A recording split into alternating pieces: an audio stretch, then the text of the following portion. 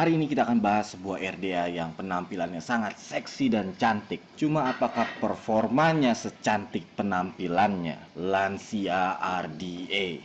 Let's go!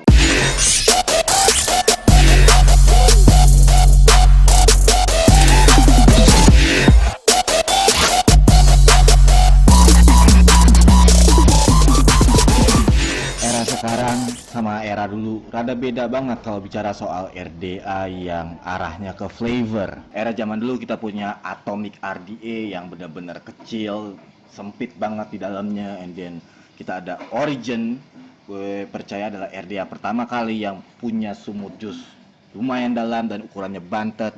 Dan tentu kita ada Quasar. Quasar zaman dulu sempat diidolakan juga, mungkin karena ruangan chamber di dalamnya sangat pas gitu, not too small. Emang sempit tapi ukuran diameternya di dalamnya sepertinya benar-benar pas banget, tepat. And then kita punya Magma yang mengcombine, dia punya juice well atau sumur jus yang dalam, lalu dia punya airflow yang posisinya ada di bawah coil. Semuanya punya inovasi dan desain yang beda-beda. But nowadays, zaman sekarang banyak engineer yang cuman mengandalkan airflow di bawah coil aja, seolah-olah untuk menciptakan RDA yang arahnya ke flavor adalah menaruh airflow-nya di bawah coil, antara dibanyakin lobangnya, dijejerin atau bentuk ke cyclop.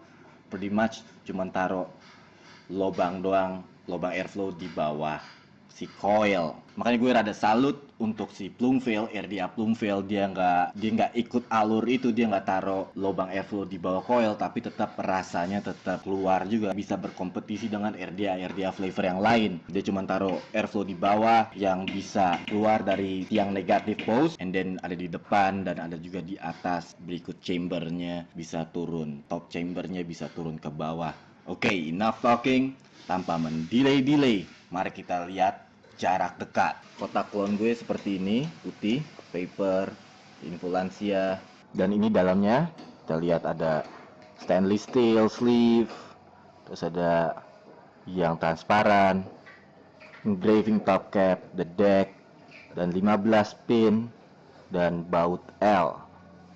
Banyak yang salah tangkap ketika dapat ini adalah mereka kira kita dapat banyak extra screw segala macam, padahal bukan, adalah kita dapetin 15 pin airflow ya.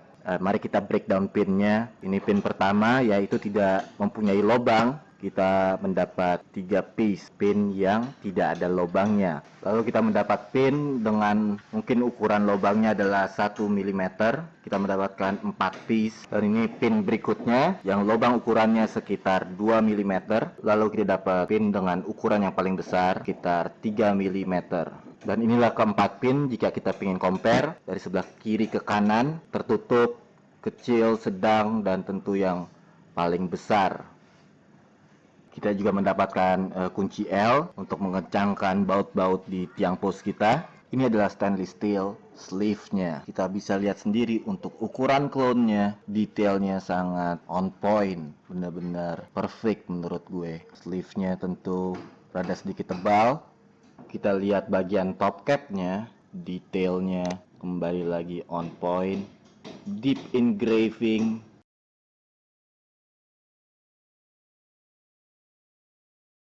ditahan dengan single O-ring, dan bagian bawah chambernya dome. Dan ini adalah transparan sleeve-nya. Apakah Pyrex atau plastik, I don't know. Sekarang kita lihat deck-nya. Bagian bawahnya Lancia by Aramot 2184. Yang otentiknya engraving pada font-fontnya lebih tebal ya, tapi no big deal kalau bagi gue. Decknya ditahan dengan 2 O-ring yang gemuk. Kita juga bisa lihat lubang airflow-nya berada di bagian bawah deck. Dan kita bisa lihat lubang pada post-nya cukup besar. Gue bisa masukin dual 20 di dalam dengan mudah. Kita bisa lihat baut post-nya menggunakan baut L. Kita lihat ketika bagian baut kita kencangkan, dia tertutup rapat karena ada beberapa RDA yang kadang-kadang masih ada celah di bawahnya, terus kantal kita suka loose, suka longgar, tapi ini tertutup dengan rapat, bagus. dan bautnya rada tertanam ke dalam. Sekarang kita lihat lubang pinnya untuk memasukkan pin, saluran airflow-nya. Maafkan RDA gue rada sedikit kotor karena bekas pemakaian jus. Cara memasang pinnya sangat mudah. Pilih ukuran lubang airflow yang kalian mau. Contohnya 1 mm, tinggal kita masukkan saja.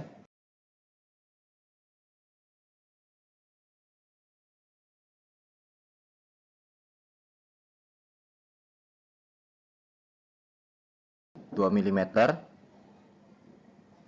dan tentu 3 mm. Yang paling besar. Ini untuk konfigurasi dual coil. Tentu untuk bikin single coil kita tinggal cabut, lalu memasang pinnya yang tidak ada lubangnya. Dan sekarang gue pakai satu lubang di tiap sisi. Jadi ada banyak pilihan, kalian bisa tweak-tweak sendiri, bereksperimen sendiri, combine lubang-lubang airflow-nya sesuai selera kalian. Punya gue pinnya tidak terlalu keras ya, pas ukurannya untuk dimasukin, nggak terlalu longgar juga. Jadi kalau ditebalikin nggak jatuh. Karena gue denger ada yang terlalu longgar banget. Gue nggak tahu, mungkin kalau udah gue tetesin jus apakah dia akan longgar. Ngeliat pipa-pipa ini gue jadi ingat Mario Bros. Basically cara kerjanya adalah udara, ketika kita hisap udara tersedot masuk dari sini lalu keluar dari atasnya. Oke, kita akan pakai tripwire A1 Cantle. Ukurannya adalah 26 AWG. Ohm yang dituju, karena ini flavor, gue bakal coba bikin ya 0.4an lah ya. Kita coba tes 0.4. Terus dulu kita pakai obeng 2,5 mili, 6 wrap, 6 lilitan. Oke, here we go. 1.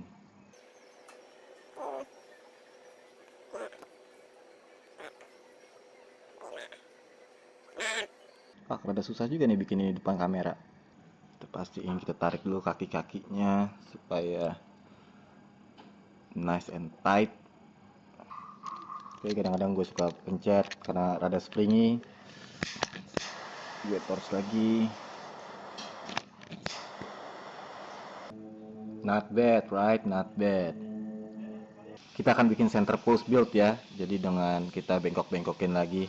Nanti gue post tutorial lebih detailnya. Cuman basically kita bikin kakinya seperti ini. Lalu kita masukin. Kita rendahkan coilnya tapi jangan sampai menyentuh pipanya. Pastiin coil-coil kalian tuh nggak ada yang nyentuh decknya ya. Kita bisa lihat sendiri ini tepat berada di tengah. Oke, kita lihat. 39. Not right. What's going on? 5. Something wrong. There you go. 4. Tepat sasaran. Dan kita akan meng-wick dia dengan cotton bacon. Orang nge-wicknya beda-beda. Mudah banget cotton bacon ini. Tinggal kita sobek aja. That's a little bit too much. Cara gue nge-wick semua Japanese cotton sih sebetulnya nggak tahu, ini cara gue doang ya. Simple banget, gue cuma taruh di atas. Terus kita gulung ke bawah. Taruh lagi ke atas, gulung ke bawah, taruh lagi ke atas. Ini it works for me ya. Biar rada padat. Oke, mungkin lo tanya, bro itu kok wickingnya panjang banget ya. Sekali lagi nih cara gue, kalau kalian lihat sisi RDA ini, dia ada di tiang negatifnya ini ada ruang lagi, ya kan? Jadi cara wicking gue rada beda. Nanti gue kasih tunjuk. Oke, masukin sini. Nice, nggak terlalu padat. Yang satunya lagi.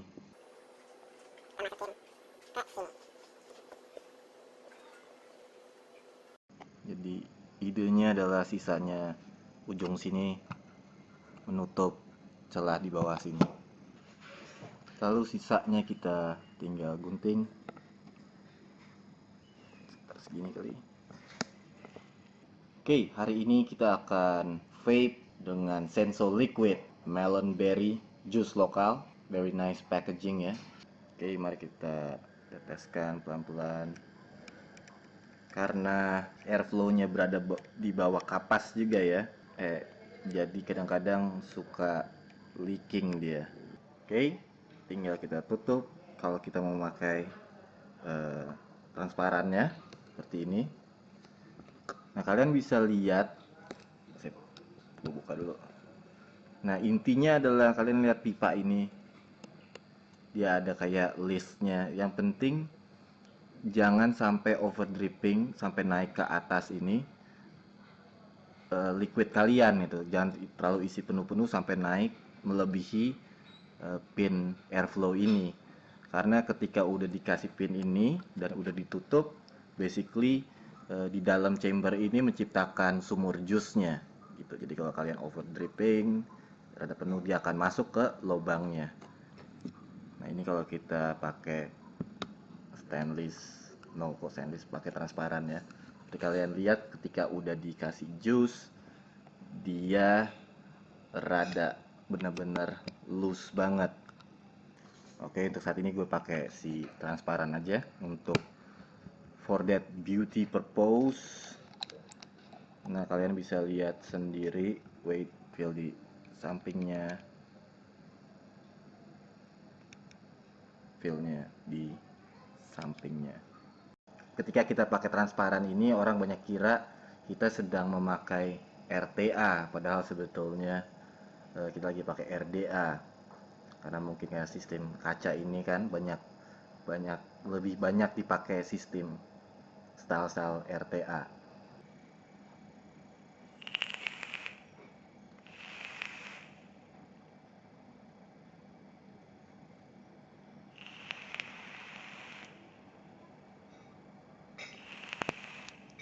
Oke, mari kita kembali ke view normal dan kita vape sedikit dan kita simpulkan si lansia ini.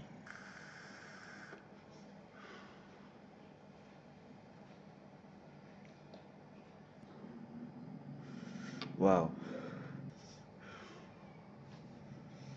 Oke, kita coba pakai stainless steel sleeve-nya.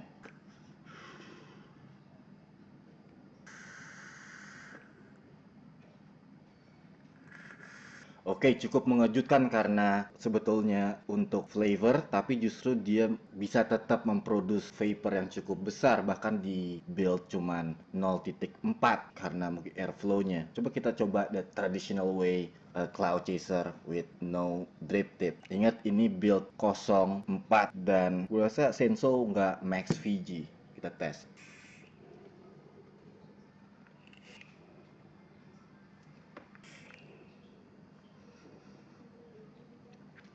Dan gue chain vape, RDA-nya nggak panas, tentu 0.4, nggak terlalu panas, bahkan cuman anget. Dan gue kasih tahu performa dari cara wicking gue yang tadi menggunakan juga cotton bacon, bener-bener daya serapnya menurut gue cukup bagus banget. Gue akan coba tes short pull without kena dry heat. Let's go.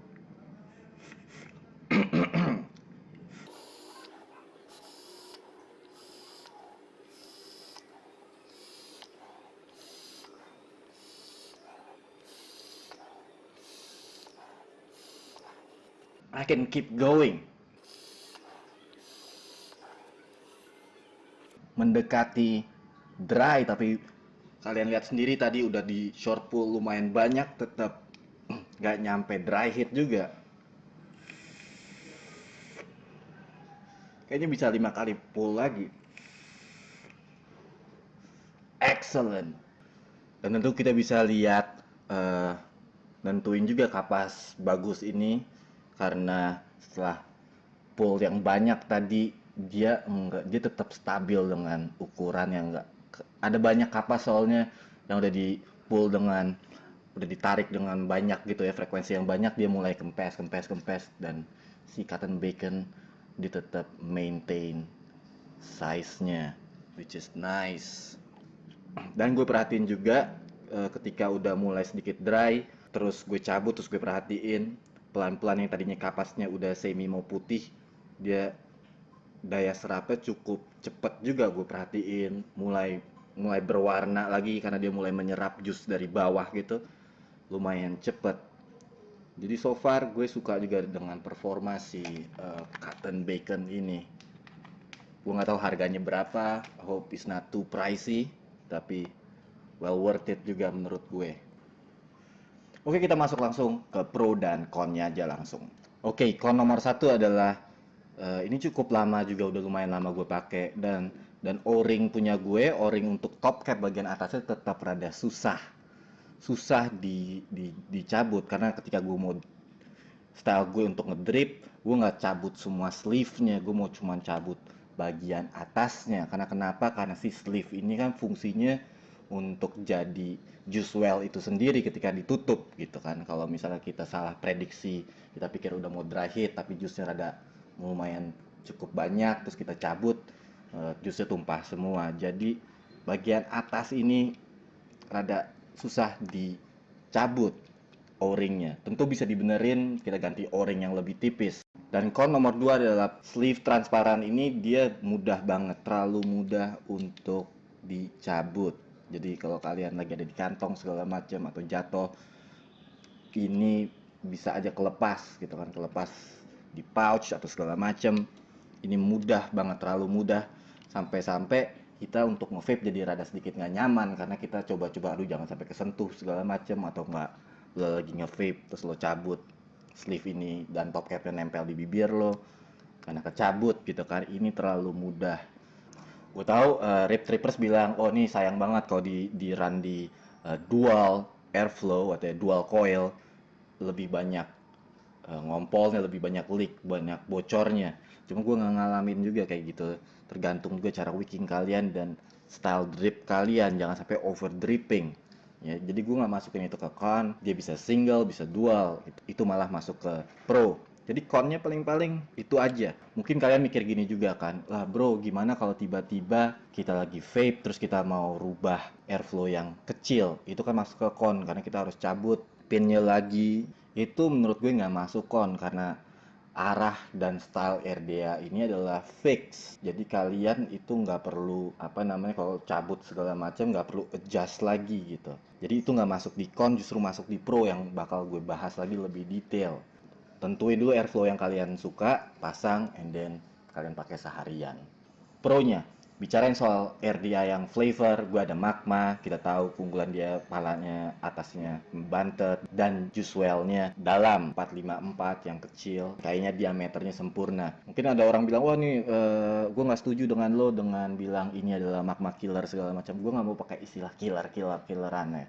Menurut gue, style si Lancia ini beda. To be honest, gue lebih suka si Lancia sekarang ketimbang si Magma. Gue bilang waktu itu 454 cakep buat flavor, right? Bahkan kalau di compare sama Lancia 454, taste-nya, flavornya masih unggul kalau menurut gue. Cuman ketika kita bicara yang RDA untuk flavor, berarti kita mau pakai untuk daily. Untuk daily yang paling tepat, untuk flavor boleh lah 454. Cuman untuk daily yang benar-benar kita mau minim dripnya, dia ada minimnya. Karena sempit, juice well nggak terlalu dalam. Magma rasanya enak dan dia menyediakan juice well yang dalam. Jadi untuk meminim kita untuk ngedrip. Jadi cocok banget buat daily.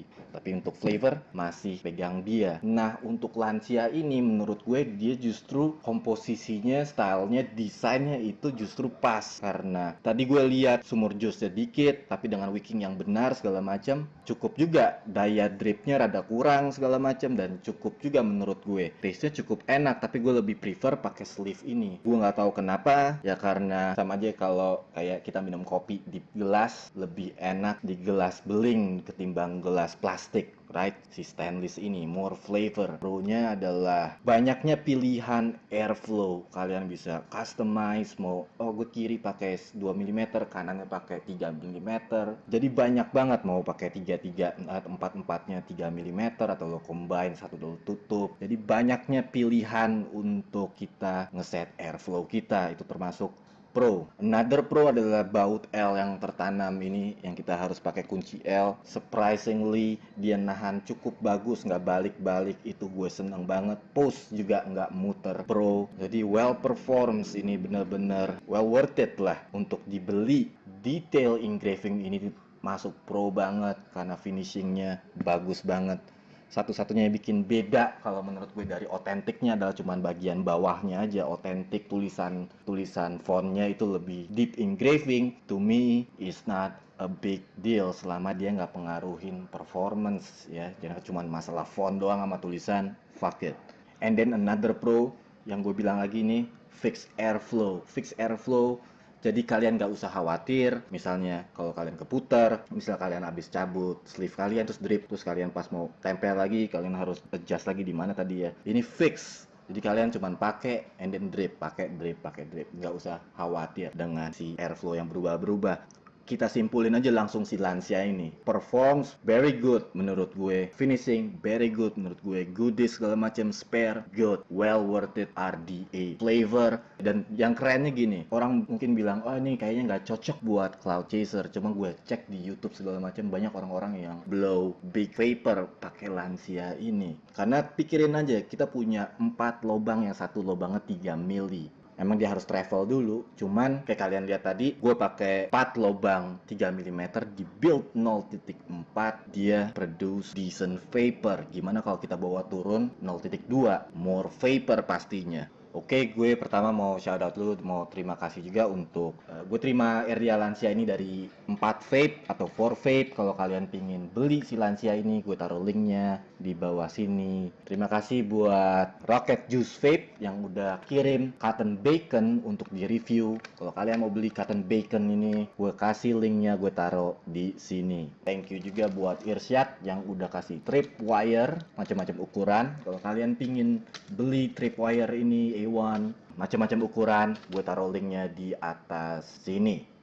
Dan tentu kawan-kawan dari Senso Liquid yang udah kasih gue banyak flavor dari si Senso Liquid. Untuk kalian yang mau cobain rasa melon berry yang tadi gue pakai, jus ini cocok banget buat yang suka bener-bener strong, dingin-dingin itu menthol feel, combine sama berry dan melon. This is the shit, man. Bisa beli langsung ke Senso Liquid, gue taruh linknya di sini. Jadi ingat, pastiin kapas lo tetap basah, dan yang paling penting adalah tetes jus, jangan tetes air mata. Indo Dripper, out!